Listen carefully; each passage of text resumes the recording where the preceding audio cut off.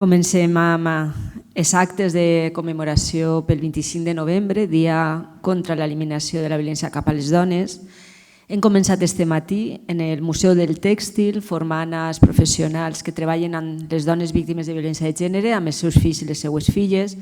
Ens ha acompanyat Sònia Vaccaro, que ara després tindrem també la sort de tindre-la ací, i hem estat també Mariló Rubio, la presidenta de l'Associació de Psicologia Feminista. Ens han presentat l'estudi que ara després també presentaran elles ací, Sònia Vaccaro, i amb això hem començat els actes commemoratius del 25 de novembre. Com vos dic, continuarem demà amb la formació als professionals, també en el Museu del Tèxtil amb Beatriz Núñez Haldón i amb Lara Esteve.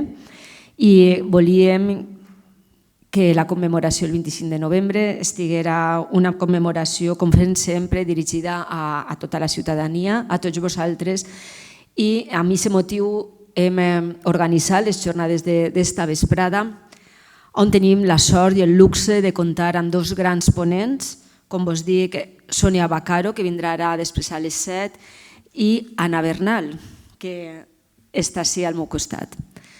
Muchas gracias, Ana, en primer lugar, por acompañarnos. Sé que tienes una agenda muy apretada, que el 25 de noviembre, igual que el 8 de marzo, las agendas arden.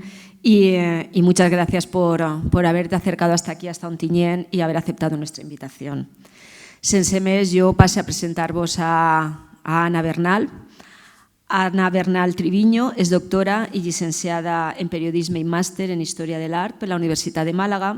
És professora i investigadora de la Universitat Oberta de Catalunya, la UOC, periodista i columnista en Público, El Periódico i col·laboradora en la Hora de la UNO en Televisió Espanyola. Ell publica també en diferents mitjans de comunicació articles com La Marea, El Espanyol o S Moda, i per aquest motiu ha sigut reconeguda també com una de les periodistes que més ha contribuït al moviment feminista. En 2017 va exposar en el Congrés dels Diputats un informe sobre el tractament mediàtic del cas de Juana Rivas. Pel seu treball a favor dels drets humans i en defensa dels drets de les dones, ha rebut el Premi de l'Institut de Drets Humans de Catalunya, el Premi a la Buena Prensa, el Premio de la Asociación de Dones Periodistes de Catalunya, el Premio Caleta de la Subdelegación de Gobierno de Málaga, el Premio Farola del Instituto Andaluz de la Mujer, entre otros. I Ana, a banda del seu treball acadèmic i de publicacions, també es dedica i treballa en la publicació de llibres. Ara mateix està presentant el segon llibre, Los hombres de Federico, una novel·la on les protagonistes de Federico García Lorca pretenen aconseguir els drets de les dones a dia d'avui. I va publicar l'any passat Las mujeres de Federico. Va ser una de les professionals que va participar aportant el context de violència de gènere en el documental de Telecinco, Rocío, contar la verdad para seguir viva. Jo, sense més, vos deixo amb ella. Muchas gracias, Ana.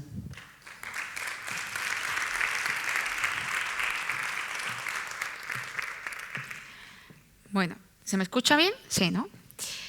Muy buenas tardes. A ver si me ponen la presentación. Ahí, perfecto.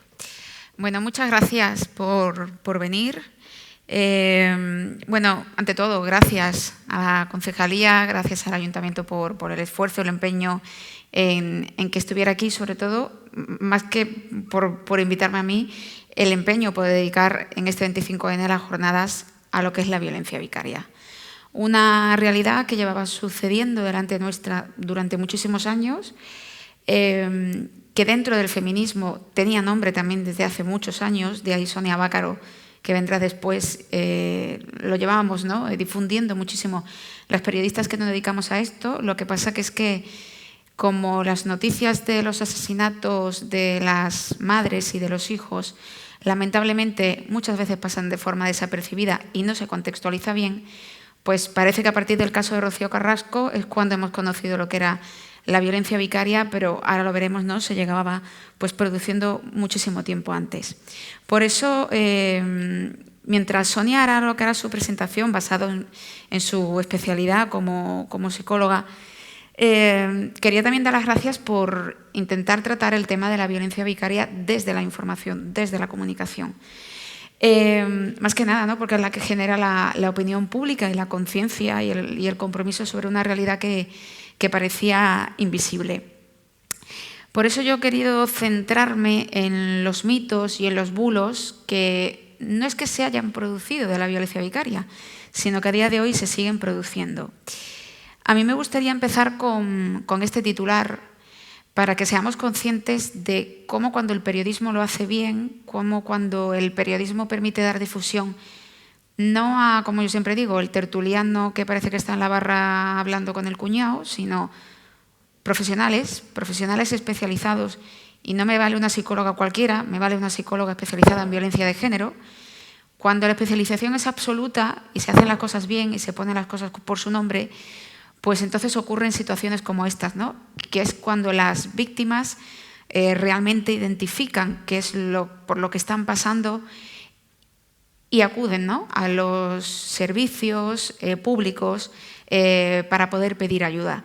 Yo recuerdo perfectamente cuando obviamente el temor y el miedo que también como profesionales se plantea al ir a un programa como el de Rocío, en una cadena con tanta exposición, pero es que yo recuerdo estar en el plató, en el programa, al primer programa que yo fui.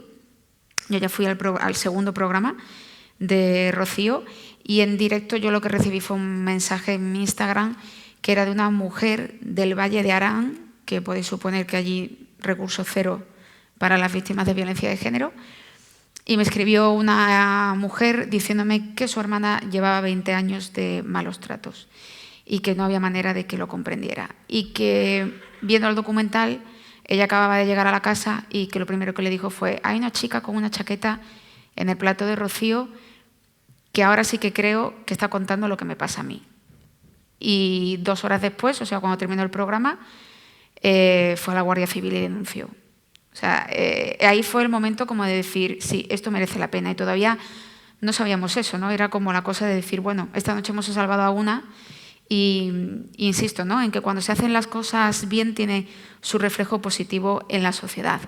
También en que, como digo, el poner nombre, esto ocurre como cuando, y a mí no me gusta hacer analogías de la violencia de género con las enfermedades porque no tienen absoluto nada que ver, pero me refiero a lo que es la importancia de poner nombre. Yo recuerdo cuando esta situación empezó, cuando el programa arrancó ya en el programa número 1, y ella no solo desvela los malos tratos, sino el por qué no tiene relación con sus hijos, cómo empieza ya a comentarse el concepto de violencia vicaria. Y a lo largo de todos los programas empezamos a desgranar cómo se manifestaba esa violencia. Yo ya incorporo, obviamente, porque es lo justo, ¿no?, el nombre de Sonia Bácaro como la creadora, que ella ya os lo contará el motivo de este concepto, y empiezan los medios de comunicación a hacerse eco. O sea, a mí me gustaría que, yo recuerdo que cuando empezó el documental tuve críticas hasta de compañeras del movimiento feminista porque no entendían que en un espacio como Telecinco estuviera sucediendo esto, ¿no? Y yo siempre decía que si es que a lo mejor las mujeres que veían Telecinco teníamos que no dirigirnos a ellas, ¿no? ¿Qué pasa? Este clasismo, ¿no? Parece que las mujeres que veían Telecinco no merecen que nos dirijamos a ellas, ni que la concienciemos, ni nada, ¿no? Y lo positivo fue que todos los conceptos que hablábamos, desde la indefensión aprendida, a la luz de gas, a la violencia vicaria, cada vez que había un programa al día siguiente la prensa, gracias a que el tema era de Rocío Carrasco, seguía haciendo eco y difusión de lo que ya habíamos comentado, y además en muchas ocasiones había un buen ejercicio que era intentar encontrar eso en otros casos. De hecho, en el tema de la violencia vicaria, lamentablemente, de forma paralela, cuando terminó ya en el cierre del documental, lo que sucedió fue el caso de las niñas de Tenerife. Y fue la primera vez que en los informativos se habló diciendo un caso de violencia vicaria, pero con sus letras y teniendo toda la sociedad conciencia de lo que acababa de ocurrir, ¿no? Porque lo acabábamos de ver durante todo ese tiempo. El caso es este. El caso es que situaciones o asesinatos como los de los hijos de José Bretón o todas esas que son los asesinatos de menores que se han producido en violencia de género por parte de sus padres, más de 40 casos, todos esos casos no se hablaba de violencia vicaria. Yo no recuerdo que se hablara de violencia vicaria con José Bretón ni con ninguno, ¿no?, de esos niños menores. Y eso era muy perverso, tan perverso como que, por ejemplo, la propia mujer de José Bretón, Ruth, recordemos que una jueza negó que ella sufriera maltrato psicológico. ¿Qué mayor maltrato psicológico, no?, que te maten a tus hijos para que ya tu tragedia y tu drama y tu dolor sea eterno, ¿no? Y sin embargo una jueza no lo llegó ni siquiera ni a ver y no hubo condena por maltrato psicológico. En esto es muy importante que hagamos un recorrido para llegar a comprender cómo se llega a la concepción de la buena o mala madre, porque todo el mito, o sea, todo lo que es la violencia vicaria gira sobre el mito de la buena y la madre. Ahora después veremos también de dónde, o sea, cómo se va construyendo jurídicamente. Hay un estudio de Meribeth, de la historiadora británica, que se llama Mujer y Poder. Y ella, nada más comenzar el libro, trae esta frase de la Odisea de Homero de hace 3000 años, que dice que es el primer momento donde se manda a callar a la mujer en la literatura de forma explícita, cuando el hijo de Ulises y Penélope hace callar a su madre y encima le dice las tareas que tiene que hacer. En esta definición de maternidad que nos vamos a encontrar a lo largo del tiempo, yo siempre digo, y ayer, por ejemplo, aquí también en Valencia, que hice otra conferencia, lo comentaba, hablamos muchas veces de lenguaje sexista y lo de utilizar la O utilizar la E, y yo siempre digo que podemos utilizar todas las vocales que queramos, que podremos hablar con la A y con la E, que es necesario, pero que al final lo que quiero que veamos aquí, que cuesta más porque ya tenemos que pensar y que reflexionar, por muchas vocales que utilicemos, si la identificación, el estereotipo y la imagen que se ofrece de la mujer puede seguir siendo machista. Podemos quedar muy bien de cara a la galería, pero después lo que decimos, lo que verbalizamos y cómo lo reflexionamos, pues es totalmente al revés, ¿no? Entonces a mí me interesa mucho que, más allá de esa construcción léxica, veamos cómo se crea el mito, insisto, de esa mujer que al fin y al cabo, vuelvo al caso de Rocío Carrasco. Rocío Carrasco es el conjunto de todos los mitos y lo vimos a lo largo de todo el programa. El mito de la buena o mala hija, el mito de la buena o mala esposa, el mito de la buena o mala madre, que a día de hoy, lamentablemente, le sigue, ¿no?, sigue pesando sobre ella. ¿Y todo esto de dónde viene? Pues fijaros que eso que es de actualidad viene muy del pasado, de esa cita que os decía de Meribeth, pero también viene mucho más atrás. Yo siempre digo, cuando me comentan, recomiéndame un libro feminista, y me dice, ¿me compro el tuyo? Digo, no, el mío no, empieza por aquí. Empieza por Gerda Lerner, por el origen, la creación del patriarcado, que es una palabra que cuando la dices en una tertulia hay gente que pega un repullo como si le diera alergia, pero está totalmente avalado científicamente en nuestro campo de ciencias sociales.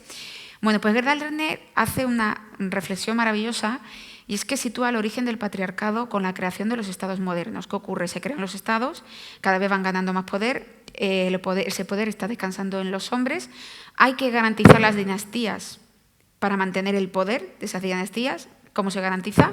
Teniendo hijos en una época de mucha mortalidad infantil, con lo cual las mujeres tienen que quedar embarazadas prácticamente constantemente y dar a luz.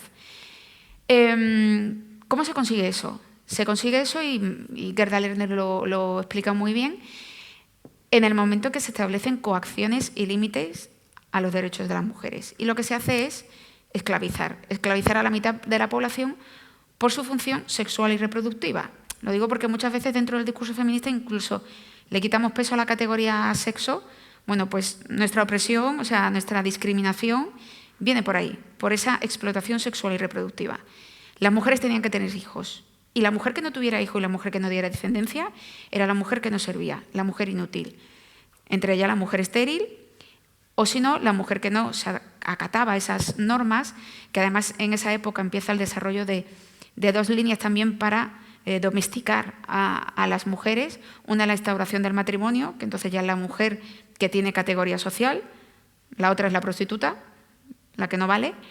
Y también, por supuesto, la caza de brujas, que aunque aquí en España tiene menor incidencia que en otros países, también se desarrolla, que al fin y al cabo de brujas no tenían nada, sino que eran mujeres, ¿no?, sabias, mujeres con conocimiento y que estaban desafiando, precisamente con ese conocimiento que les daba poder, estaban desafiando a la sociedad y no cediendo, ¿no?, a las imposiciones.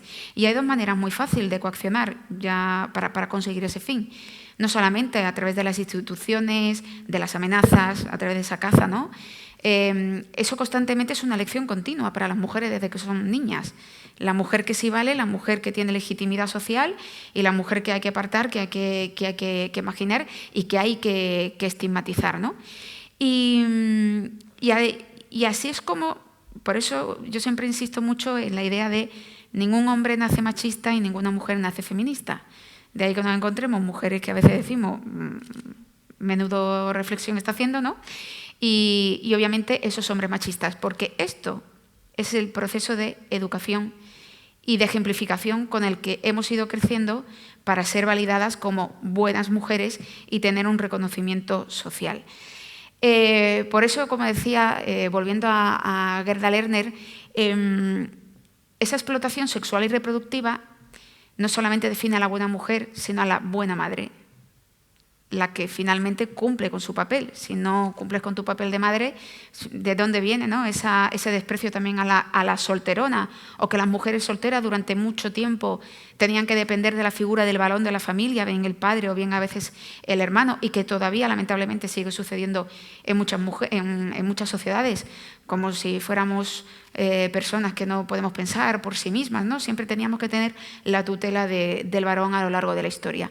Y por eso quiero, ya que muchas veces también hay tanto debate, bueno, pues recurrir a lo que son nuestras raíces dentro del feminismo y tener claro esta idea, ¿no? El sexo es el que hace posible que las mujeres tengan hijos y el género es el que asegura que sean ellas las que tengan que cuidarlos. Vuelvo al mito de Rocío Carrasco para que reflexionemos sobre esta frase, pero también ahora veremos otros casos de otras mujeres lamentablemente mediáticas que han tenido que pasar por el mismo juicio. Obviamente veíamos antes el caso de Homero, ¿no? Pero a lo largo de la historia aquí tenéis la visión, o sea, a mí lo que me interesa es cómo nos han conceptualizado, porque eso explica las noticias a día de hoy, cómo se siguen tratando. Nos han conceptualizado como que la esposa no debe de tener sentimientos propios, que las mujeres son el caos, las tinieblas, máquinas de producir hijos, por supuesto Eva la gran pecadora, que somos anatómicamente incompletas, somos el segundo sexo, un animal inédito y estúpido, aunque a veces, bueno, agradables y graciosas. Aquí es toda la configuración de estereotipo de lo que se espera de una mujer, no se puede fiar un secreto a una mujer que no sea muerta, decía Quevedo. Las mujeres no son más que órganos genitales articulados y dotados de la facultad de gastar todo el dinero al marido. Esto se sigue diciendo en las tertulias cuando determinadas mujeres denuncian en los casos de malos tratos. O, por ejemplo, que el fuerte de la mujer no es saber, sino sentir, ¿no? De ahí a que nos tuvieran que tutelar. Por eso es tan importante, y en eso el negacionismo, ahora lo veremos, es muy hábil en manejar el lenguaje, porque el lenguaje es lo que nos define y el color es lo que nos crea identidad y lo que, al fin y al cabo, nos sitúa en la estructura social en igualdad o en desigualdad, ¿no? En esta reflexión ya voy a entrar un poco más en el campo de los medios de comunicación. El negacionismo, sobre todo, que suele considerarse muy patriota, lamentablemente yo creo que lo mejor que podemos hacer para defender nuestro Estado y nuestro país, ¿no?, es defender nuestra Constitución. Y justo el negacionismo, sus planteamientos chocan mucho con principios constitucionales. En primer lugar, el artículo 14, la igualdad de todos los españoles ante la ley, independientemente, por ejemplo, del sexo. Y sobre todo lo que me interesa es reflexionar sobre el artículo 20, porque el negacionismo, utilizando el lenguaje para involucionar, para que demos pasos hacia atrás, y además lo veremos reflejado en unos días, el 25N, cuando en infinidad de ayuntamientos, comunidades autónomas y parlamentos se nieguen minutos de silencio por las víctimas de violencia de género. Ese negacionismo utiliza, insisto hábilmente, los medios de comunicación para que vayan calando sus reflexiones. ¿Podemos pensar que no sirven de nada? Sí, sí que están sirviendo y están teniendo su efecto. Los datos están en el último barómetro que tenemos de la juventud, donde en los últimos 4 años, que no es casualidad, ha aumentado el doble el número de varones en España que piensan literalmente que la violencia de género no existe. ¿Podemos considerar que son jóvenes y que estamos a tiempo? No mucho, porque la encuesta llama engaño. La encuesta se llama del Instituto de la Juventud, pero es que incluye a varones de 30 años en esa encuesta. Es decir, hombres ya hechos y derechos que pueden estar casados en pareja y tener hijos e hijas. Con lo cual ya la cosa se complica bastante más. Y eso, insisto en que dicen que la violencia de género no existe, que existe una persecución en contra del hombre y que todo esto se llama ideología de género. Supongo que todos sabemos qué titulares hemos estado viendo en los últimos 4 años para ir conquistando ese relato cultural, esa batalla cultural. Pues muy bien. El artículo, ellos dicen que, por supuesto, tienen libertad de expresión, faltaría más. Lo que pasa que hay periodistas que, en lugar de contextualizar ese tipo de titulares, se limitan a darlos, a lanzarlos, para que no los traguemos. Y no todo, al final, es libertad de expresión, lo dice la propia Constitución, porque el derecho que tenemos de libertad de expresión está condicionado a que sea información veraz. Y por eso lo he marcado ahí en rojo. Todo lo que no sea ya información veraz no entra dentro de la Constitución y, por lo tanto, es desinformación. La desinformación es uno de los mayores peligros para la democracia, para mantener el Estado de Derecho y, entre otras cosas, por eso también la Constitución establece aquí abajo los límites, que hay límites en la libertad de expresión como el derecho al honor, a la intimidad, a la imagen, juventud e infancia. Y destaco esto último, sobre todo en el caso de la violencia vicaria, porque hay muchos periodistas que se sientan de forma muy alegre en tertulias hablando de mujeres maltratadas sin pensar que hay unos hijos y unas hijas de esas madres maltratadas. Y como hablan de ellas y como la revictimizan, también tiene unos límites que, como digo, están aquí recogidos. El negacionismo, lo que tiene de éxito, ayer también lo hablaba en esta conferencia, en el debate que posteriormente tuve con el público, el negacionismo, el éxito, digamos que tiene, es que se enfrenta a una sociedad que desconoce no solamente su memoria histórica, sino sobre todo su memoria histórica feminista. No la conoce, no tiene historia. Entre otras cosas porque tampoco el sistema educativo se ha encargado de acompañarnos, ¿no?, en ese camino. Y aparte, como decía ayer en la otra conferencia, el tema está en que tampoco en la educación existe ninguna asignatura que tenga que ver con alfabetización mediática. Entonces, claro, somos un coladero de bulos hasta tal punto que si tenemos que encabezar algún ranking, pues ahí tenéis el de la Comisión Europea. España es el país de Europa que más noticias falsas recibe, según dice el Eurobarómetro. No creo que sea algo de lo que tengamos que estar muy orgullosos, sino que evidencia hasta qué punto, por desconocimiento, por ignorancia o incluso a lo mejor por intención, conforme siga ganando campo, ¿no?, ese relato negacionista, pues nos vamos a ir encontrando que todas esas mentiras, con la excusa de la libertad de expresión, se van a ir instalando, van a crear una mayor opinión pública, entre otras cosas, pues porque todo esto con la viralidad de las redes sociales se propaga mucho más. Está estudiando cómo cognitivamente nuestro cerebro acepta mucho mejor y más rápido la mentira cuando refuerza nuestros pensamientos primitivos, o sea, con los que nos hemos educado de base, en lugar de la verdad, porque puede conllevar un proceso de cambio al que no estamos dispuestos a elaborar. Y sobre todo, ya no solamente que está calando en la opinión pública ese pensamiento negacionista, sino que para mí lo más peligroso es esto, ¿no? Y es que al final el bulo, esto es de un estudio científico, no solamente termina afectando a las mujeres en cuanto refuerza los estereotipos, etcétera, sino que retira apoyo social a las víctimas. Por eso yo cuando todo este negacionismo más fuerte empezó a través de los medios de comunicación, y obviamente pues a mí me han llegado WhatsApps, mensajes de Twitter, etcétera, me ponía muy nerviosa el hecho de que la gente compartiera solamente por duda, oye, tal, no sé qué, y compartiera tan alegremente, porque a veces no pensáis en quién lo va a recibir. Es que puede ser que lo reciba una víctima. Y además puede ser que lo reciba una víctima, que lo reciba unos hijos, unas hijas, que lo reciba un maltratador. Y todo eso son semillas, al fin y al cabo son semillas de refuerzo. Y cuando a lo mejor esto después ocurre, que llegamos a una tertulia, como me ocurre a mí, ocurrió con Juana Rivas, con Rocío Carrasco, con la MeToo, con las víctimas de Plácido Domingo, y sale la famosa frase, por ejemplo, de ¿por qué denuncian tan tarde?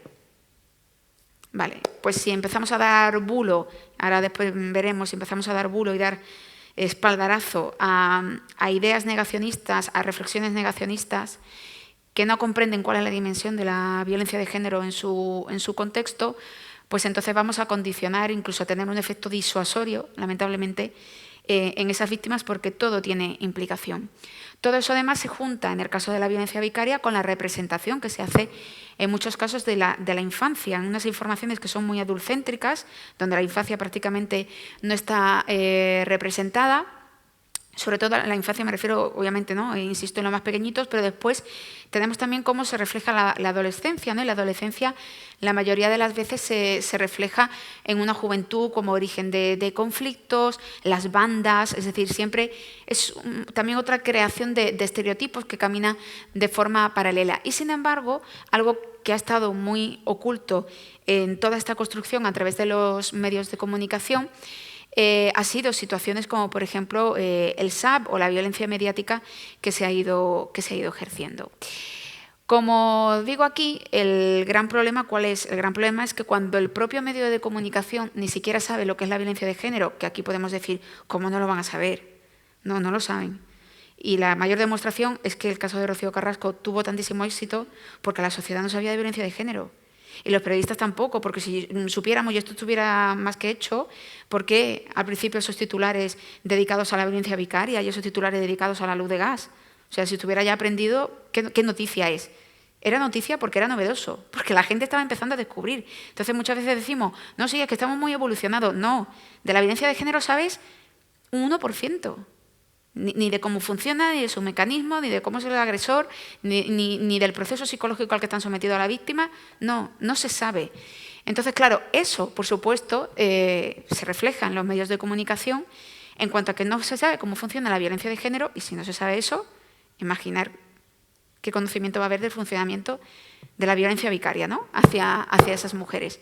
Y aquí es donde se instalan de nuevo, insisto, estos mitos, el mito del buen padre, que ahora profundizaré un poco más, y el mito de la mala madre, es decir, la madre que además, a través de los medios de comunicación, todas estas madres que intentan proteger a las criaturas de las situaciones de maltrato suelen ser representadas pues, como unas madres que han perdido la cabeza. Y no solamente que han perdido la cabeza, es que también están haciendo perder la cabeza a sus hijos y a sus hijas. Y que además son las responsables de la tortura, ¿no? Y fijaros, en el caso de Rocío Carrasco, esta frase me la dijeron todos. Yo creo que todos los que se sentaban en el plató, y además yo recuerdo el primer día que yo empecé y yo llegué allí, yo me senté en el plató con todos en contra. O sea, después el resto de las compañeras han ido tomando conciencia y se han ido sumando, ¿no? Pero yo llegué de cero con todo el campo lleno de minas. Y yo recuerdo que antes, en la sala viva, antes de entrar, todos los periodistas que estaban, en concreto dos de ellas, dos mujeres, lo primero que me dijeron fue, yo esto no lo voy a tratar como la guerra hombre-mujer, la guerra. Yo no voy a tratar eso como la guerra hombre-mujer. Esto es un conflicto de pareja. Y ahí sigue estando el gran problema en origen, ¿no? Seguir entendiendo que la violencia de género es un tipo de conflicto de pareja normal. cuando es algo de una mayor dimensión. Por eso yo creo que tener los conceptos claros sigue siendo fundamental, insisto, lo del poner nombre, pero que sepamos, además de, más allá de etiquetar, toda la dimensión que hay detrás de cada concepto. Pero claro, esto es muy complicado cuando tenemos representantes políticos que el titular que nos dan va en contra, ¿no? Es muy complicado intentar hacer esa conciencia sobre la violencia de género cuando hay representantes dentro de nuestra política y también al nivel asociativo que empiezan a negar esta situación y que, por supuesto, pasa por el propio reconocimiento de las víctimas. Y esto no vaya solo, por lo que he dicho antes, de no guardar el minuto de silencio. Yo, por ejemplo, nos seguimos en redes sociales y tenemos una relación muy estrecha con la hija de Ana Orantes, con Raquel, y tengo un pendiente hacer un artículo de eso porque lo capturé y lo guardé. No es la primera vez que Ana Orantes le escriben en su Instagram para decirle: tú no eres hija de una víctima de violencia de género. O sea, ya es... Las víctimas no existen, pero ni siquiera existen los hijos, o sea, no existen los huérfanos. Ya es, el ataque, ¿no?, va hacia todo y ni siquiera respetan el luto ni el duelo, ¿no?, de esos hijos que han terminado perdiendo a sus madres, ¿no? Y claro, yo digo también que cómo es posible tener conceptos claros sobre esta realidad si hay más de 1000 asesinadas por violencia de género, si hay más de 40 menores asesinados por violencia de género, y parece o no, más o menos un poco que da igual. Y lamentablemente está habiendo una tendencia, que lo dije también hace poco bueno, lo dije en el último programa de Rocío, y es esto como cuando nos asesinan un día suelto, normal, pues bueno, con suerte puede ser que abra informativo, portada, súper raro, y pasarás a la segunda o tercera noticia, o el breve, o lo mismo en el programa de la mañana, entras como suceso, tampoco mucho más. El tema es que últimamente solamente somos noticia cuando hay 2 o 3 asesinadas en una concentración de espacio de tiempo corto. Ahí es cuando se habla un poco más del caso, pero cuando asesinan a una... Y yo creo que esto sí que nos tiene que tomar como un punto de inflexión hasta qué punto hemos normalizado los asesinatos de las mujeres. O sea, yo recuerdo cuando había un asesinato de ETA, o sea, ese día yo creo que toda la sociedad no dejaba de pensar nada más que en eso. Y sin embargo, como seguimos pensando que esto es un tema de pareja y de dos, asesinan a una mujer por violencia de género y parece que ni siquiera... Es un problema que también es responsabilidad del Estado, ¿no? El fondo, pues que cuando no se sabe de qué es lo que se está hablando, que es lo que ocurre en muchísimas tertulias, en muchísimos medios de comunicación, se informa mal, y cuando se informa mal, pues también esa ciudadanía que está recibiendo esa información reproducirá el mismo comportamiento en todo su entorno, ¿no? Y si se informa mal, pues al final se está silenciando toda la realidad de la violencia de género, la económica, la institucional, el impacto emocional, y se establece ahí una relación de complicidad y insisto, una especie de silencio que yo incluso muchas veces lo noto en las tertulias, cuando llega un caso de violencia de género o cuando llega un caso de un asesinato de un menor, es como, habla con mucha cautela, ¿no? No vaya a ser que vayas a herir sensibilidades o que nos lo tomemos por otro sitio. Entonces es todo como... Se sigue hablando, ¿no?, como con un tema tabú. En esa definición, que antes decía que a mí lo que me importa es ver cómo se define a las mujeres que sufren violencia de género, quería demostrar, ¿no?, cómo se definen a esas mujeres en esas informaciones. Por ejemplo, fijaros que esto es una construcción muy habitual, el hecho en que el agresor se convierte en la noticia, y es cuando el agresor se suicida o cuando intenta hacer ese suicidio, ¿no? Y aquí veis, por ejemplo, o sea, el titular, ¿cuál es? El titular tendría que ser, atención al subtítulo, el matrimonio estaba en trámites de separación. ¿Quién sabe? O sea, si un periodista sabe que las separaciones son los momentos más peligrosos en la violencia de género, donde lamentablemente más asesinatos se llegan a producir, o sea, lo suyo era haber llevado que un individuo quería matar o ha matado a una mujer dentro de un coche al que le ha prendido fuego. O sea, es que esa es la tragedia. Y no, sin embargo, empiezan titulando porque ha muerto el vecino. O, por ejemplo, en este caso tenemos igual, que muere un hombre porque ha saltado de la azotea, pero es que el hombre tenía una orden de alejamiento de las parejas y lo ponen en el subtitular. Y sabéis, ¿no? El titular es lo más importante, el subtitular lo que menos importancia tiene, y sin embargo, como tanto los titulares como en esos subtitulares, la importancia se invierte. También este uso torticero que se hace muchas veces de utilizar recuerdos de la pareja cuando se llevaba bien. Esto se hizo de forma constante con Juana Rivas, precisamente para aumentar esa teoría de que es una mujer que había perdido la cabeza. Fíjate, se ha perdido la cabeza, que no recuerda que se hacía fotos con él sonriendo y que se llevaba bien, ¿no? Y fijaros hasta qué punto yo recuerdo una señora de Ronda a la que hice una entrevista para Público y me decía, yo salía en la foto sonriendo, pero porque mi marido por detrás, siempre en todas las fotos, me tiraba de la ropa o me daba un pellizco y me decía, sonríe. Bueno, pues entonces que tengamos consciente que todas las mujeres que han sido maltratadas, pero todas aquellas que han sido asesinadas, seguro que tienen alguna foto con su maltratador, y no significa eso ningún tipo de excusa de que sufrían, ¿no?, violencia de género. Y aquí fijaros en una situación plena de violencia vicaria, como es el caso de Juana Rivas, qué construcción se hace de su caso, ¿no? Y como sabéis, la expareja de Juana vive en Italia.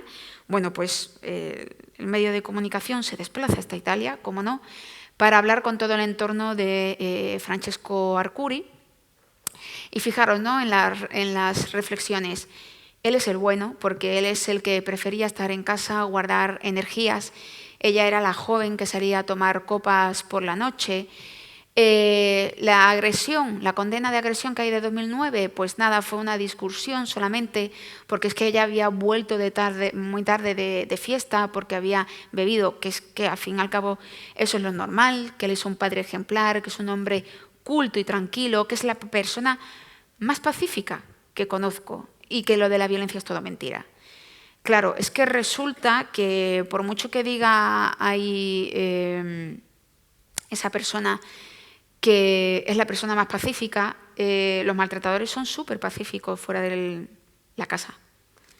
Y ese es el gran problema que tiene la violencia de género y el que se encuentran muchas víctimas cuando van a la justicia, que les exige una carga de prueba tremenda, me refiero en comparación también con otros delitos.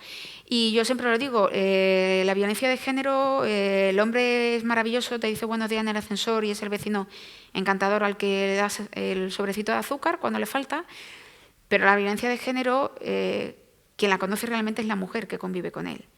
Y es la que ocurre cuando se cierra la puerta de la casa y es más, a lo mejor es la que ocurre cuando se cierra la habitación del dormitorio de matrimonio. Es ahí. Por lo tanto, toda esta tendencia de recurrir a los vecinos para decir que él es una persona maravillosa está de más, porque es que los vecinos no conviven con el maltratador. Por supuesto, las mujeres calificadas, ¿no?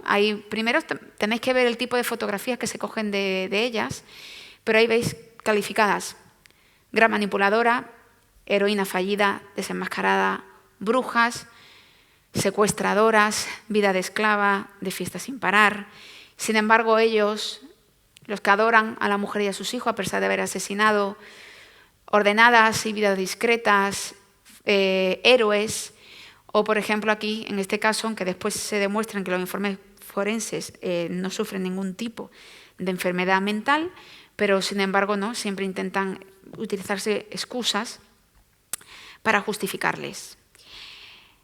Por supuesto, en esta construcción de imaginario, todo eso que estamos creándose, toda esa simbología, toda esa carga simbólica que generan esos textos y que generan esas imágenes, ya es desinformación, ya son bulos. Es que por eso a veces el bulo es como muy directo, la violencia de género no existe, ¿no? Y nos cuesta mucho desmontarlo, pero es que todo eso se va construyendo como una narrativa que se vincula, ¿no?, a través de esos medios de comunicación que se hacen eco. Esto es la representación que se hacía de las mujeres sufragistas cuando ellas estaban reclamando derechos civiles y el derecho al voto. Entre ello, bueno, quería reflexionar también un poco de pasada, en esa película Una maravillosa de sufragistas se ve, ¿no?, cómo las mujeres que estaban en esa lucha por sus derechos terminan siendo también relegadas como madre y los padres, ¿no?, se quedan con la tutela total de los críos porque obviamente la sufragista era la mujer mala. Bueno, pues aquí tenéis, siempre eran mujeres que merecían pasar tortura, mujeres que tenían que ser controladas, mujeres a las que se caracterizaba y se hacían caricaturas sobre ella, pues como mujeres feas, mujeres horrendas, mujeres que estaban locas. Esto, con nuestras variantes, se sigue produciendo hoy.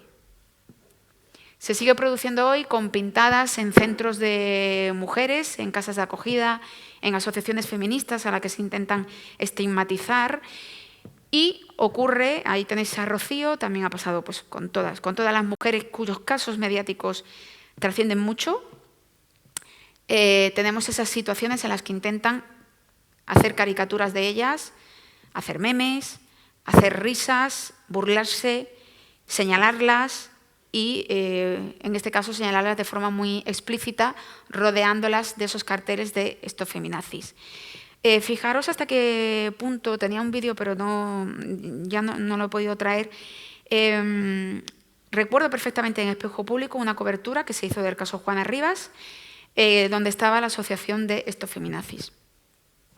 Y la periodista, que esto es lo que refleja cuando alguien hace bien su trabajo y cuando no, dijo en el directo: aquí estamos esperando la entrada de Juana Rivas y un grupo de hombres en apoyo a Francesco Arcuri, hombres en apoyo a la igualdad. Pues ya está, ya lo tenemos todo dicho y ya tenemos todo sentenciado y ya esto que llegue a toda la ciudadanía y entonces a partir de ahora, pues nada, podemos considerar que esto feminazis es una construcción que está en el camino de evolución hacia los derechos de igualdad. Esa es la irresponsabilidad de los medios de comunicación en muchas ocasiones, ¿no? Y cómo no, esas asociaciones como estos feminazis, Projusticia, que ojo, son asociaciones que en los últimos años no dejan de tener más dinero, cada vez son más financiadas porque cada vez son más respaldadas y cada vez tienen, insisto, también más respaldo político y más coordinación, por eso está avanzando tanto el negacionismo. Tienen que empezar en ese mito y en ese bulos de crear la figura mala, obviamente que crear la mujer mala, ¿no? La mujer que se está inventando la denuncia de violencia de género, la mujer que no quiere proteger de nada porque la violencia de género no existe, que lo único es que es una malvada que me quiere separar de los hijos. Y entonces este tipo de asociaciones, si visitáis, yo os recomiendo que, para que no lo tenga que decir yo y lo veáis con vuestros propios ojos, que visitéis la página de estos feminazis en internet y leer un poquito.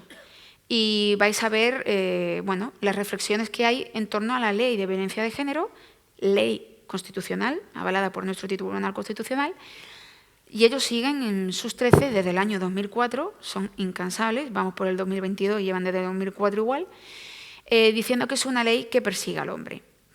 Y entonces, todo eso, obviamente, el periodismo también lo filtra. El periodismo, esto pasa como con la justicia, ¿no? Los periodistas forman parte de la sociedad y, por supuesto, pues hay periodistas machistas y periodistas que piensan de una forma muy parecida a esto del esto feminazis, ¿no? Y entonces, cuando hay denuncias de violencia de género, lo primero que salta, todo esto van a ser reflexiones que yo voy a colocar de desinformación, de mitos y de bulos que yo, como periodista, me he encontrado en los platós. O sea, no es algo que me estoy creando, o sea, es que es realidad. Y frases que a mí me han dicho a la cara y que cuando claro, yo las escucho digo, madre mía, todavía vamos por este nivel, ¿qué trabajo queda? Lo primero es decir, como os decía antes, el retraso en denunciar. Es sospechosa toda la mujer que denuncie con pasados los años, ¿no? Porque además eso les da garantía de decir que es una mujer que busca algún tipo de venganza. De la venganza de casarse con los niños, la venganza de quitarle dinero al marido, etcétera, ¿no? Bueno, pues afortunadamente, por esto yo siempre digo que en esta reflexión que llevamos todos estos días, además de forma más acentuada, de que si la justicia es machista o no, lo dije el otro día en La Sexta, para saber si la justicia es machista o no hay que escuchar a las víctimas. Y podemos ir a 15 páginas que hay en el informe del Defensor del Pueblo que vais a saber si la justicia es machista o no. Pero qué maravilla cuando la justicia lo hace bien, ¿no? Y en este caso, para mí, o sea, yo creo que nadie más que las feministas, y Sonia me lo podrá decir, nadie más que las feministas celebran cuando la justicia es justa. Por lo tanto, no es que el feminismo esté en contra de la justicia, el feminismo lo que quiere es concienciar de que ese es el único camino posible, ¿no? Para que exista ese equilibrio, para que esa desigualdad se pueda corregir. Entonces yo cada sentencia que la justicia hace bien la guardo como paño en oro, porque es un respaldo que yo tengo cuando tengo que hablar en cualquier medio de comunicación, cuando precisamente la justicia no lo hace bien, como por ejemplo fue en el caso de La Manada, cuando es en el caso de Juana Rivas, yo como periodista realmente me quedo vendida, porque no tengo ningún respaldo para poder defender y para poder concienciar, ¿no? a la otra persona que tengo enfrente y que además me dejan 30 segundos para concienciarla, que esta es otra. Pues el Tribunal Supremo en el año 2019 tuvo una sentencia maravillosa en la que por fin analizan de forma muy detallada el proceso psicológico al que se enfrenta la víctima. Y al final la conclusión es que las víctimas, por mucho que retrasen en denunciar, eso no supone una merma en la credibilidad de su testimonio. Porque denuncian cuando pueden. Hay multitud de obstáculos y además también multitud de engaños propios, ¿no? Como por ejemplo que pensamos que esto nunca nos va a pasar a nosotras, ¿no? Y intentamos de todas las maneras posibles restar hierro al asunto, negarlo, esto no me está ocurriendo a mí, esto yo lo puedo manejar. Eso del yo puedo manejar creo que estaba en torno a un 40% en la última encuesta de la macroencuesta de violencia contra la mujer. Es decir, todo ese tipo de situaciones que frenan, aparte de la dependencia que generan los hijos, la dependencia económica, etcétera, ¿no? Más mitos. Bueno, esto por supuesto, como estaba diciendo, lo importante de la sentencia es el reconocimiento que hace al proceso de construcción de la espiral, ¿no? de la violencia de género. Esas fases de maltrato, en esa tensión, en esa fase de descarga y, cómo no, en esa luna de miel, que es lo que hace que muchas mujeres vuelvan de nuevo a la relación de maltrato. Fijaros, el otro día salió otra vez, en el caso de Rocío Carrasco, ella estaba comentando una situación que vivió de violencia cuando estaba en Argentona y ella dijo, y después regresé. Claro, regresa porque dijo, él volvió a pedirme perdón, que esto no va a volver a pasar. Claro, es que es el proceso de disonancia cognitiva, ¿no? que sufren las mujeres cuando tú obviamente o sea, que eliges como pareja a una persona. El maltratador nunca lleva un cartel, ¿no? Si no, no iniciaríamos ninguna relación con él. Pero cuando tú inicias esa relación y tú escuchas de una persona que te dice que te va a querer, que te va a cuidar, etcétera, y la realidad que te ofrece es diferente, tú propiamente intenta engañarse, porque tiene que sobrevivir, ¿no?, a esa situación. Entonces, hasta que la toma de conciencia se produce, esa luna de miel hace muchísimas situaciones que esas mujeres no puedan salir de esa espiral y que no se produzca esa desvinculación. También, por supuesto, la luz de gas, que también ocurrió en el caso de Rocío Carrasco, y lo vimos de forma muy, muy explícita. Ya no solamente el infantilizar o la actitud paternalista hacia la mujer, sino el hacer de forma constante que ella es la confundida. No, tú no me has dicho esto, me dijiste otra cosa. No, o sea, proyectarse sobre las reflexiones de ellas y negarla. Y también el tema de la indefensión aprendida, es decir, cuando tú ya en muchísimas situaciones intentas hacerle frente o respondes solamente con la respuesta, al final el maltratador en eso es muy hábil. A lo mejor el primer día te insulta, ¿no? y te deja en seco y te deja callada, o a lo mejor el siguiente te da el golpe. Ya llegará un momento que solamente con una mirada te tendrá domesticada. No hace falta más, ¿no? Y esa ya es la indefensión aprendida, cuando tú ya estás tan acostumbrada que cada vez que intentas defenderte no termina el proceso, o sea, no culmina el proceso con éxito, que ya sabes que no puedes hacer nada más por salir hacia adelante, ¿no? Esto es lo que deberían de tener claro pues, todos los periodistas que se dedican a esta especialidad en muchísimas situaciones para no revictimizarlas. Más frases, decirme que los juzgados de violencia de la mujer discriminan a los hombres, pues cuando hay juzgados militares, cuando hay juzgados de menores, o por ejemplo decir pues, que la propia ley criminaliza a los hombres, que claro, es que en la ley no se dice que todos los hombres sean maltratadores, es que la ley está pensada para que comete el delito de maltrato, el delito de lesiones, el delito de violencia de género. Y eso sería pues como si yo me sintiera ofendida porque hay una ley a la infancia o porque hay una ley de protección al menor, ¿no? Yo creo que nadie que vaya a hacer daño a un menor, siendo adulto, se siente ofendido o se siente criminalizado porque existan leyes que llegan a proteger, ¿no?, a las personas más vulnerables. Esto también es importante, esto sigue ocurriendo mucho, el decir que es que hay que ver las mujeres en cuanto abren la boca, lo único que nos quieren ver en la cárcel y que por ellas yo he entrado en la cárcel solo porque ella ha hablado, como si no hubiera habido ni siquiera un juicio, como si no hubiera informes psicosociales, etc. Bueno, pues esto es importante de aclarar, ¿no? Primero que ni la detención preventiva, ni la prisión preventiva, etc., las medidas cautelares, o sea, eso ocurre con cualquier delito. No es que por ser violencia de género hemos creado aquí algo especial solamente para las mujeres, ¿no? O sea, esto ocurre en todo tipo de delitos. La detención preventiva además está recogida en la Constitución, pero es que además, ¿no?, es importante no confundirlo con la prisión preventiva. Una cosa es que te detengan, otra cosa ya es también la prisión preventiva, que tampoco es una condena, que tampoco es un castigo, no lo puede hacer la policía, lo tiene que dictaminar un juez. Es que también lo que ocurre es que como lamentablemente, antes he dicho que no tenemos formación ni en memoria histórica, ni formación en memoria histórica feminista, ni en alfabetización mediática y, lo más grave, creo que ni en las instituciones en las que estamos a día de hoy, en la actualidad. O sea, no conocemos cómo funciona bien la democracia, no conocemos cómo se articula, no conocemos cómo funcionan los cuerpos y fuerzas de seguridad del Estado, nuestras propias leyes, ¿no? Entonces, claro, en ese desconocimiento es cuando ese negacionismo y ese machismo entra de forma muy hábil porque, bueno, donde no hay conocimiento no hay nada, ¿no?, que actúe como un muro y que pare, ¿no?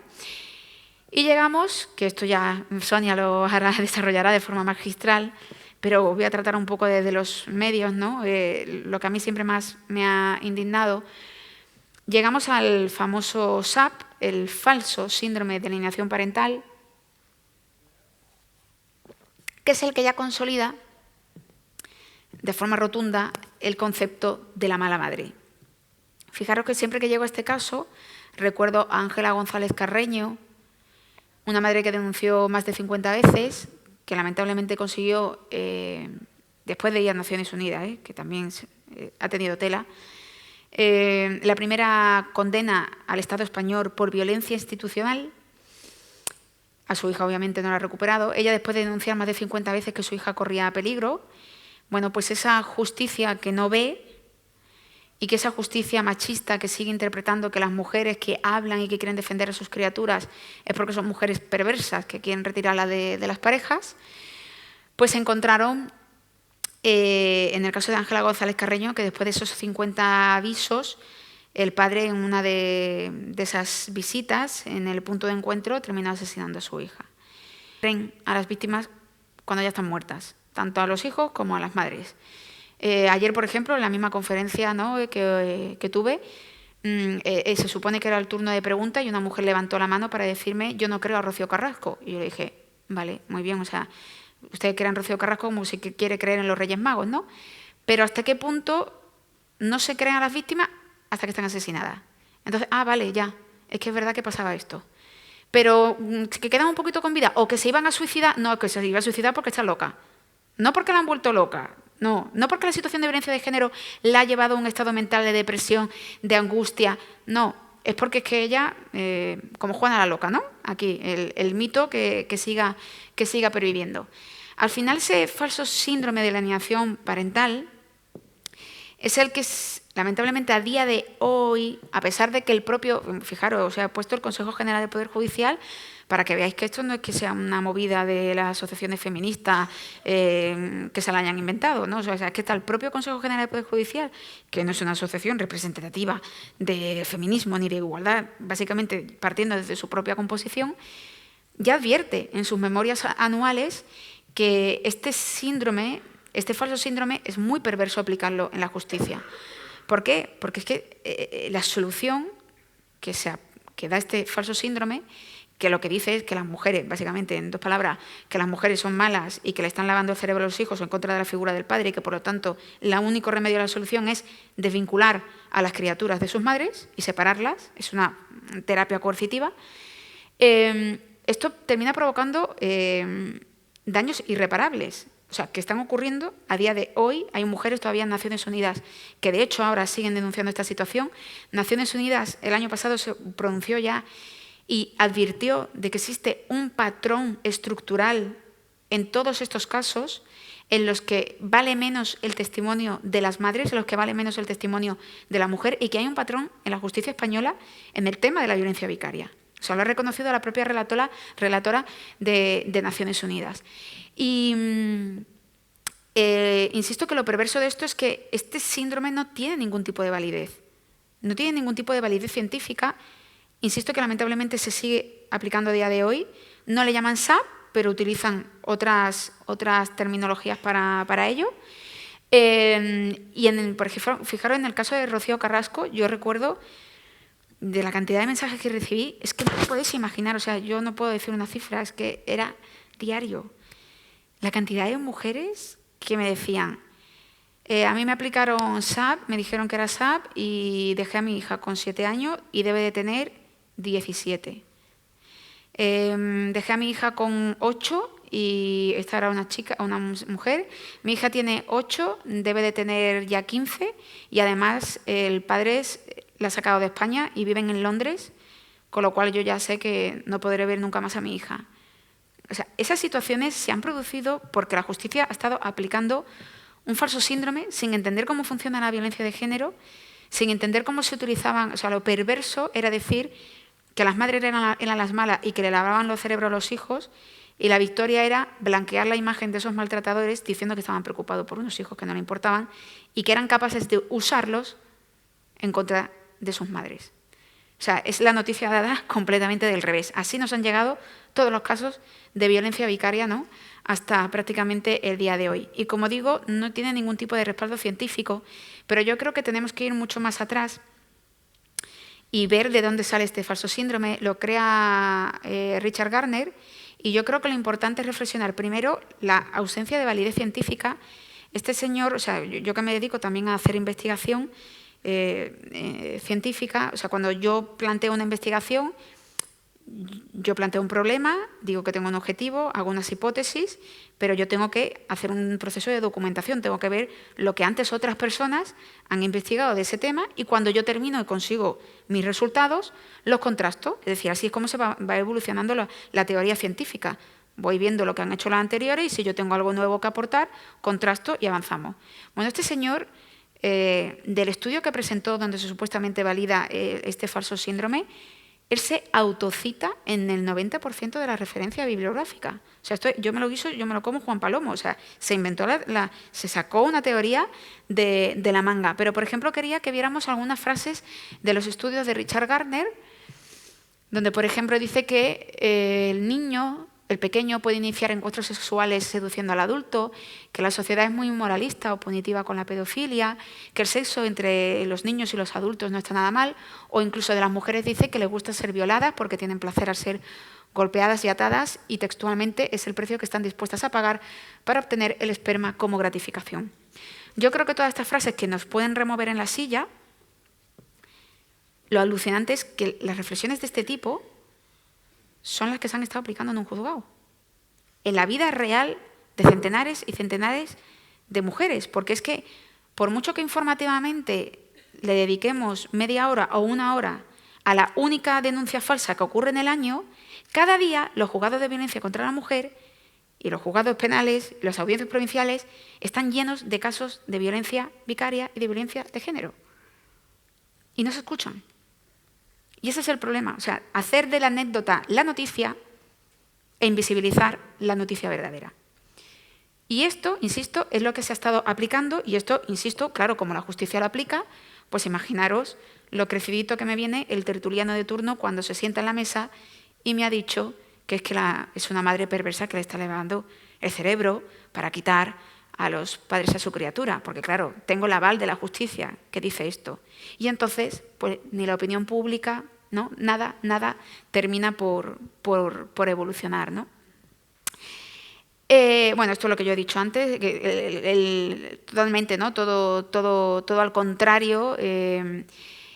Y aquí lo que quería reflexionar era un poco sobre el hecho que, en el caso, yo creo, de Rocío Carrasco, lo menciono de forma más reiterada porque es lo que la gente más ha visto, ¿no?, mediáticamente, cómo además hay hijos que sí que desarrollan con una con un instinto de protección, ¿no? Hay hijos que sí que salen en defensa de la madre, pero hay otros que lamentablemente sí que funciona, porque el padre trabaja, ¿no?, con esos hijos, precisamente a ellos sí que para lavar ese cerebro, ¿no?, y empiezan a instalar, en el caso de Rocío Carrasco se veía con mucha claridad, empiezan a instalar el proceso de desconfianza del menor hacia la madre, ¿no?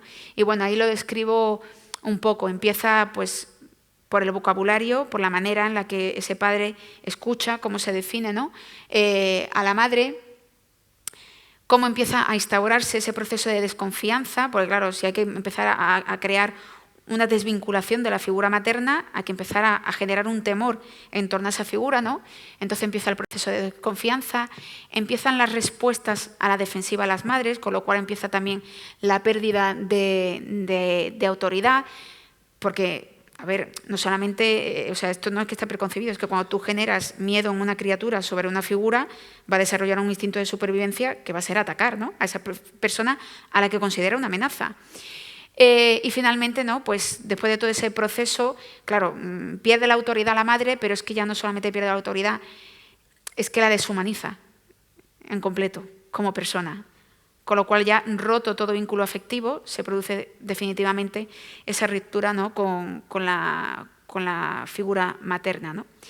Y quería ya, para ir acabando, porque seguro que como estamos hablando de violencia vicaria y estamos hablando de los padres que asesinan a los hijos y estamos hablando de violencia de género, pues estoy convencida que muchas de las cabecitas que hay aquí estaréis hablando de las madres asesinas.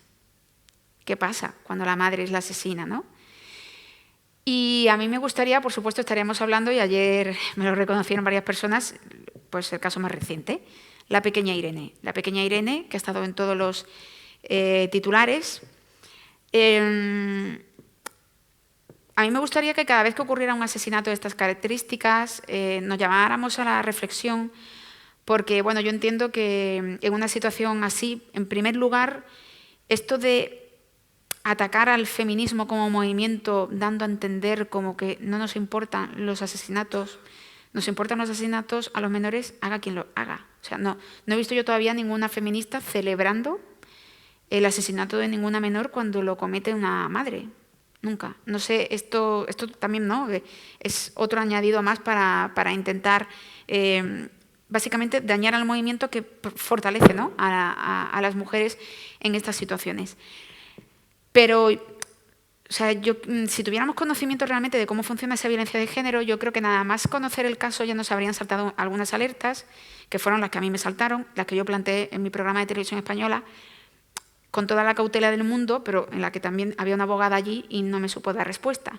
En primer lugar, lo que conocimos del caso de Irene era que había un tratamiento médico de su madre, lo cual ya nos da un punto de partida, pero sobre todo a mí lo que me saltaron la alerta de que eso no era un caso normal, era que sí trascendió la información de que había una orden de alejamiento.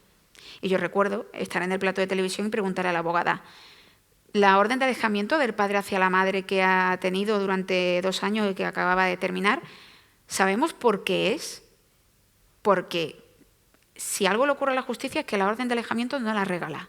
O sea, cuesta mucho trabajárselas, defenderlas y que te las concedan.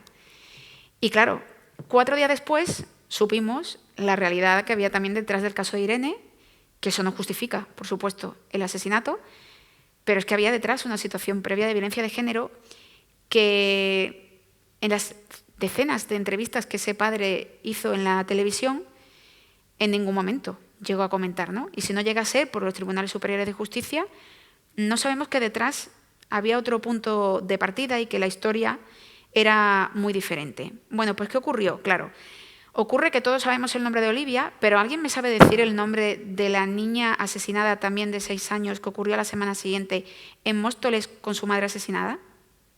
¿La sabe alguien? No sabéis el nombre, ¿verdad? Es que justo una semana después asesinaron también a otra niña, el padre asesinó a su hija y a la madre, pero es que ya no tuvo la repercusión de Olivia. Vamos a reflexionar también sobre eso. ¿Por qué unos sí y por qué otros no? No sabéis el nombre de esa menor. Y sin embargo existió una semana después, o sea, de lunes a lunes, Con esa noticia nos levantamos. Y no tuvo ni de lejos la misma trascendencia como si la vida de esa menor valiese menos. Como recordáis, aparte de la niña de Tenerife, más nombres de niños asesinados, aparte de los de Ruth y José, porque esa es otra. Solamente conocemos los nombres de los niños asesinados cuando tiene un componente de espectáculo la búsqueda de los menores. En el caso de la niña de Tenerife, porque vino el barco del Estado y aquello ya era como un capítulo por día, todos los días, informativa. En el caso de Bretón era el proceso de búsqueda. Cuando el asesinato se produce, que ese día la mujer se levanta de la cama y asesinan al menor en la cama junto con la madre, que fue el caso de Móstoles, no sabemos el nombre del menor. Sin embargo, en el caso de Olivia sí que trascendió. Hubo un trabajo por parte de esos medios en que, de forma constante, había que hablar de las madres asesinas. Que existen, sí existen. Lo que pasa es que vamos a ver un poco los estudios que utilizaron esos medios de comunicación para dar eco a esa teoría, en el que nosotras, las que nos dedicamos a esta especialidad, sabemos por las estadísticas que tenemos, en las que también agradeceríamos mucha más transparencia para tener los datos, sabemos que la realidad no es que haya más madres asesinas que padres, pero, por ejemplo, en el programa de Ana Rosa dedicaron casi media hora de debate, donde todos los periodistas se sumaron a este documento, que es del Senado, en el que una senadora del Partido Popular pide esta información, y la información que le da Justicia, el Ministerio de Justicia, es el número de personas condenadas, desgregadas por sexo. Entonces suman y aparece que hay más mujeres condenadas por asesinar a los hijos que por asesinar ellos. Claro, titular en Ana Rosa: más mujeres asesinas que asesinos, más madres asesinas que padres asesinos. Vale. Bueno, pues nada, ya está difundido el bulo, ya está difundida la desinformación, porque para empezar, claro, los periodistas empiezan a equiparar, y por supuesto el negacionismo de las redes sociales empiezan a intentar equiparar esta cifra de condenadas con las cifras de víctimas que hay en el Observatorio de Violencia de Género y de Violencia Doméstica, y empiezan a compararlas, y claro, no coinciden. Entonces empiezan a decir que las cifras de víctimas están infladas, que el observatorio se inventa, que el Ministerio de Igualdad se las inventa, y que estas cifras son las manipuladas y que estas son las verdaderas. Claro, ¿cuál es el motivo de fondo? En primer lugar, el observatorio cuenta víctimas, no cuenta agresores. Estos son los agresores. El observatorio cuenta víctimas, y un agresor puede ocasionar más de una víctima. Puede matar a 2, 3 hijos, a los hijos con las madres, eso para empezar. Pero en segundo lugar, ahí se obvia algo muy importante, y es que para ser condenado hay que estar vivo. Si el 70% de los padres, se suicida después de asesinar al menor, ¿qué va a haber de condenado? Ahí faltan un 70% de hombres. O sea, la estadística creo que estaba bastante incompleta. Sí, número de condenados, claro, de quienes han quedado vivos. Los que están muertos, no hay juicio. Pero bueno, ya está, ya estaba el titular de que había más mujeres asesinas. Y aparte, también, por supuesto, hubo un informe que fue utilizado de Save the Children. También podemos hablar otro día de cómo ampliamos esos informes de madres asesinas, incorporando a las madres que recién dan a luz, en plena depresión posparto, asesinan a los bebés recién nacidos. También podríamos hablar un poco de eso, o cómo hay organizaciones negacionistas que, ya para rematar, incluyen los abortos, también de eso, para que crezcan el número de mujeres asesinas. Pero bueno, yendo a lo fundamental, Save the Children hizo un estudio y eran como varios subtitulares, y uno de ellos ponía: el número de mujeres, de madres asesinas, era un estudio sobre maltrato en la infancia, el número de mujeres asesinas es superior al de hombres. Entonces, yo cuando, claro, esto no voy a decir que es mi afición, pero es que me encanta ir a las fuentes. Entonces, miro el estudio y como lo estaban utilizando las tertulias, digo, bueno, necesito saber esto de dónde sale. Y le mando un mensaje a Save the Children: mira, ¿me podéis decir, porque del estudio no venía, de dónde habéis obtenido esta cifra de madres asesinas? ¿Qué estudio? Sí, mira, hay un estudio vuestro, le paso el enlace a internet, que dice que hay más madres asesinas. Dame un par de horas porque no tenía ni idea. La primera respuesta que me dan desde la organización. Pasan las horas y me llaman pidiéndome disculpas. Ana, lo sentimos, sabemos cómo tú te dedicas a esto, no sabemos cómo esto ha podido producirse y realmente, te voy a decir la verdad, el estudio, lo que tenemos averiguado, que no sabemos de dónde salen las cifras, creo que eran de recortes de periódicos. Pues ya está. Pero claro, el negacionismo tocando palmas, porque tenía 2 datos manipulados, pero eran datos, claro, sus datos, los que a ellos les servían, para no completar, o sea, la imagen. O sea, te estaban mostrando una realidad así cuando la imagen es así. Y esa es la manera, por eso insistía al comienzo de la comunicación, que podemos hablar con la A, con la O, con la E, con todas las vocales que queramos, pero que lo malo es el retrato, la narrativa que se crea en torno a las madres, a las mujeres y lo que se configura, ¿no?, a partir de los medios de comunicación. Por cierto, Save the Children, ahora cuando entras en ese estudio, ha puesto arriba un cartel en rojo, un faldón en rojo, diciendo este estudio no es exhaustivo.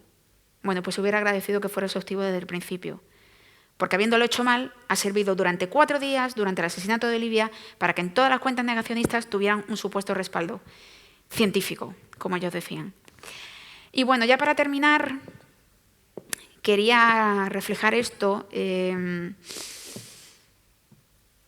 la idea que siempre hay, yo entiendo que como sociedad esto nos pueda costar mucho analizar y pensar cómo un padre puede asesinar a las criaturas y cómo un hombre puede terminar maltratando a una mujer, y yo entiendo que busquemos miles de sinónimos de monstruos a enfermos mentales. Cuando sale enfermo mental es el comodín. Y esto, insisto, por eso al comienzo de la ponencia lo decía, lo fundamental que es llamar a personas especialistas. Porque esta frase me la han dicho 4 psicólogos en mesa.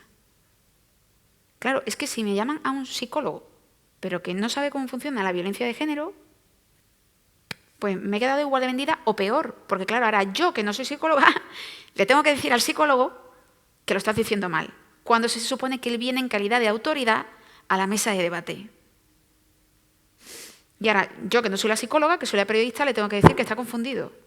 No, es que, perdona, yo soy psicólogo, yo de esto sé, pues no. Pues no, porque al final, lamentablemente, ya nos gustaría que fuera algo tan fácil, porque es que nos lo pondría más fácil, si fuera una enfermedad mental y con unas pastillas esta se resolviese. Pero es que no es tan fácil. Es que es una construcción de pensamiento a lo largo de los años, y por eso quería incorporar aquí, y además hago también con toda la intención que haya elegido 2 hombres, porque es que por mucho que hable Sonia o por mucho que hable yo, las mujeres cuando hablamos de estos temas como que estamos desautorizadas, nos lo estamos inventando, ¿no? Bueno, pues aquí tenéis 2 hombres. 2 hombres diciendo claramente que los hombres no son enfermos mentales, por un lado el forense Miguel Lorente, por otro, que para mí es maravilloso, el psicólogo, que además lo incluyo porque no es un psicólogo que trabaje con mujeres maltratadas, es un psicólogo que hace terapia con hombres maltratadores, con lo cual, más que conocimiento que él, que trabaja diariamente con ellos, los escucha, sabe cómo piensan, es Jorge Freudenthal. Hay un documental muy bueno que hizo Jordi Évole, lo podéis encontrar en YouTube, donde habla él, ¿no? Y aquí lo dice muy claramente, no es tan enfermo, no es esquizofrénico, no tiene trastorno bipolar, ni una enfermedad mental, es una ideología, una forma de pensar. Y si lo entendemos como una enfermedad, este es el problema, que es que al final siempre consideramos que una enfermedad lo aislamos y no entendemos que es producto del resultado de una serie de situaciones en el conjunto de la sociedad y que toda la sociedad tiene que empezar a cambiar para que esa estructura de pensamiento no se valide, por ejemplo, a través de los medios de comunicación, con el discurso, ese discurso no se valide y que por lo tanto no tenga efecto ni refuerce los prejuicios ni las ideas que tengan adquiridas esos maltratadores. En esto también hago un inciso. En el programa de Rocío Carrasco, justo la directora Anaís Peces y yo teníamos mucho empeño en decir esto y en la famosa frase son hijos sanos del patriarcado, y aún así seguían escribiéndonos mujeres diciéndonos que hay un libro estupendo que se llama Contacto Cero, donde habla de la psicopatía, y claro, yo no habré tenido un enfermo mental, pero he tenido un psicópata. Bueno, justo hoy ha salido un programa que he hecho en Carne Cruda con Jorge Freudenthal, lo tenéis también en YouTube, donde lo he entrevistado y he hecho precisamente esa pregunta porque era algo que yo, mira, me dedicaba a responder una a una de las compañeras, de las mujeres que escribían con esa excusa, y ya Jorge lo termina por aclarar. Digo, necesito por favor que me lo digas tú. Claro que el psicópata se relaciona como psicópata con todo el conjunto, pero hija mía de mi vida, cuando le das solo por ti es por machismo, no es por psicopatía. Cuando te mata solo a ti y no mata al vecino del quinto, ni mata al hombre que le pone la cerveza en el bar cuando termina la jornada de trabajar, es que se llama machismo. ¿Vale? Que tú digas que tiene componentes psicopáticos, todo lo que tú quieras, pero es que es un machista. Y por tal de no pronunciar la palabra machista, o maltratador, o agresor, madre mía, qué cantidad de vueltas damos por no llamar a las cosas con su nombre. Y hasta que no las llamemos por su nombre, que es lo complicado, no vamos a poder resolverlo. Y bueno, ya para terminar, ¿no? Esto es un poco a modo de conclusión, ¿no? Que si los medios pues, no terminan por reconocer la violencia de género, imaginaros, por no reconocer la violencia vicaria, pues va a ser muy difícil que podamos combatir ese negacionismo que cada vez está avanzando más, y eso a la misma vez afectará a la sociedad y afecta a la justicia, porque si en los propios medios de comunicación los jueces y las juezas son ciudadanos como cualquiera de nosotros, o sea, consumen los mismos canales de televisión, los mismos medios, etcétera, y si reciben en esos medios de comunicación precisamente ideas que van a fundamentar y respaldar sus prejuicios y sus teorías, pues va a ser muy complicado, ¿no?, en esta rueda y en esta espiral que lleguemos a una solución, ¿no? Y por eso termino diciendo, ¿no?, pues que es fundamental hacer ese análisis mediático y ese análisis institucional desde la perspectiva de género para intentar, sobre todo, el final de todo esto, ¿no?, que es el de salvar vidas. Muchas gracias.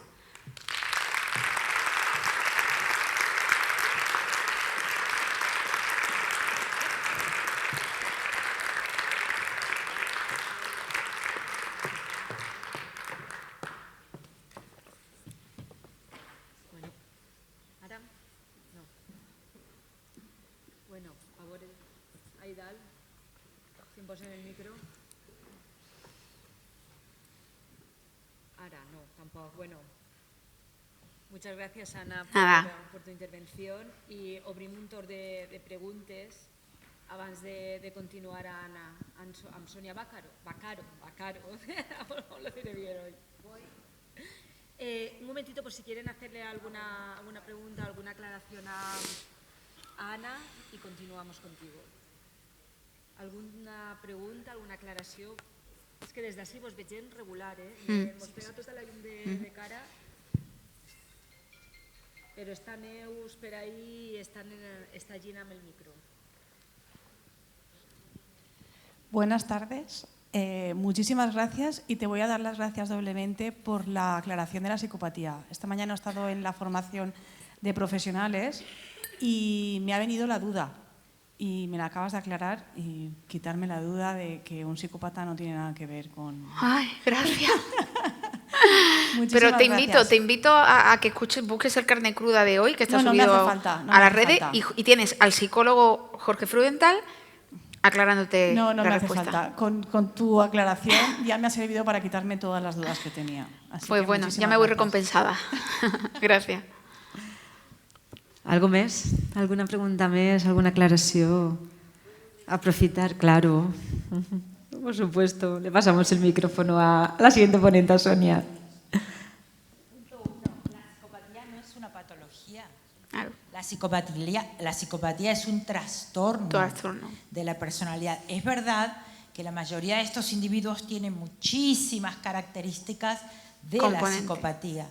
Pero es cierto que ¿por qué eligen una víctima y no otra? Precisamente por machismo. Pero no les quitemos la categoría de psicópatas, que es lo que hace que no tengan empatía, que no sientan culpa, etcétera, etcétera, etcétera. Pero insisto, la psicopatía es imputable. No es ninguna psicopatología. ¿Sí? Eso tiene que quedar claro porque a veces se confunde. Y parece que un psicópata tiene el atenuante de una enfermedad mental. Exacto. Y no es así. Es absolutamente imputable. Y psicópatas estamos rodeados de ellos, absolutamente integrados en la sociedad, ejerciendo muchísimas profesiones y aparte cargos importantes en la sociedad. Así que entendamos que cuando hablamos de psicópatas no hablamos de enfermos mentales.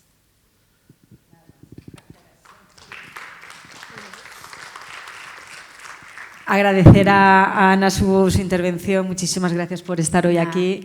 Y bueno, damos paso a donem pas al siguiente ponent, a Sonia Vaccaro. Gràcies. No us mereixeu,